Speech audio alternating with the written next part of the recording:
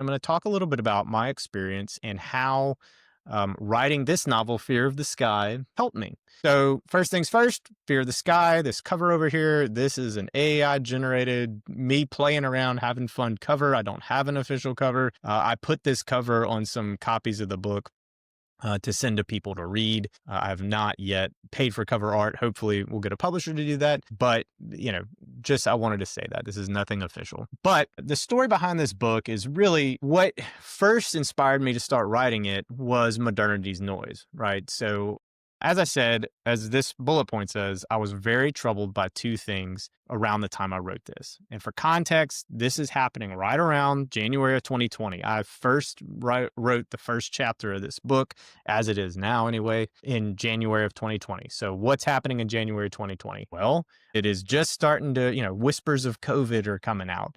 And then what happens as I move on? COVID hits us in March. Then you have all the political and cultural upheaval of that summer and through the rest of 2020 into 2021. And that's why when I am writing this story. So the thing is, though, I actually was troubled by these two things before all of that happened. So you can only imagine if I'm troubled by by noise and political and cultural tribalism before 2020, I'm sure you understand how me, who's like kind of an anxious person anyway, gets really worked up and really troubled by these topics and these ideas while I'm writing this book. So it absolutely 100% processing these ideas is what motivated all of its creation. Now, it is a story about a dragon and this guy, and I know that may seem kind of disconnected, but maybe I'll talk a little bit about how I did that. So just to dive a little bit more deeply into each of these topics, I'm not going to do much more than a slide on them, but just to tell you where I was coming from, here's a couple of quotes that kind of reveal my thoughts about silence. So this first one's from Mother Teresa. She says,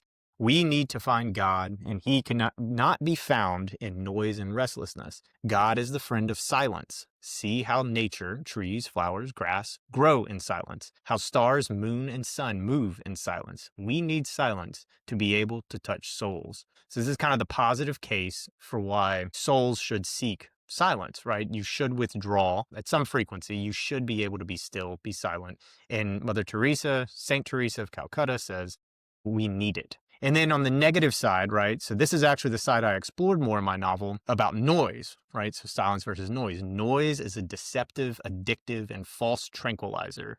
The tragedy of our world is never better summed up than in the fury of senseless noise that stubbornly hates silence.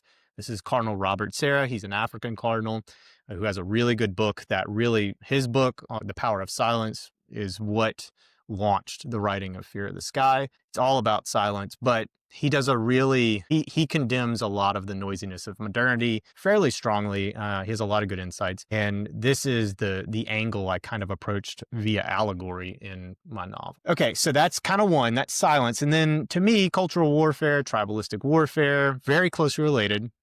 And I picked the Saint Augustine quote here because I think it blends the two, right? It's got silence and about arguing. But let us leave something to reflection and to silence. Let us enter into ourselves and leave behind the noise and turmoil. Truth dwells within.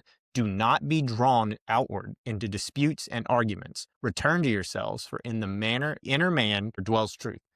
So once again, going back to 2020, I'm not someone who was ever on the internet screaming at people, but I knew plenty of people, as I'm sure we all did. 2020 got really testy. 2021 got really testy, and it hasn't completely calmed down in my estimation, but there were a lot of people I loved that really got sucked into it. And so many people that I had known for so long in the world, as I knew it, it just felt like everything was falling apart. And a lot of it was because of these people, it seemed to me, who were kind of addicted to this outward argument. And that very much troubled me. So as I crafted this story, I'm not going to go into much of the details about how I did this, but what I will say is if you think back to the steps of healing writing that we talked about earlier, what I was doing, and this is upon reflection, I've realized this, I'm constantly looking at these two angsts of mine, these two ideas, and I'm examining them from different angles as I'm working through them with my characters. So every challenge my characters face, their interaction, how I build their arcs, all of it is looking at these ideas on a very deep level. I'm looking at Why does this character not like people that aren't like them? Um, why does this character get sucked up into the noise? What are the impacts of this character getting sucked up into the noise? What does that mean for their soul? I bring all that out and I'm processing it as I write this novel over a year and a half. And the way I like to say it is, I drag the demons haunting me into the light. I learned the truth about them and then I baked them into the story. Now, baking them into the story is it's intentionally using baking them into a loaf of bread because it shows that I've killed them.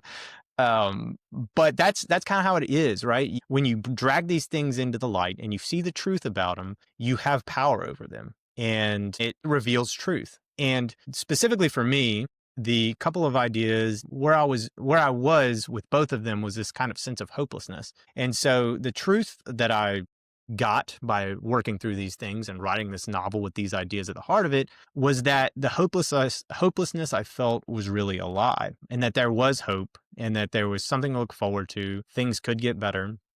And I know that sounds very simple, but that is the truth that affected me very deeply. I once told a priest a little bit about this, just a friend of mine, and he told me, "Yeah, it sounds like writing keeps you sane." And I think that is what writing this book helped me do during this insane, COVID political upheaval time. Is it did keep me sane. It really helped me process what was going on around me and accept the truth about it. And I mean, that's how it healed me. So, and that's what I would say. Uncovering and accepting things that are true, that's what's going to heal us. That's what's going to help us get better. And if we put that into our writing, that's going to help other people get better.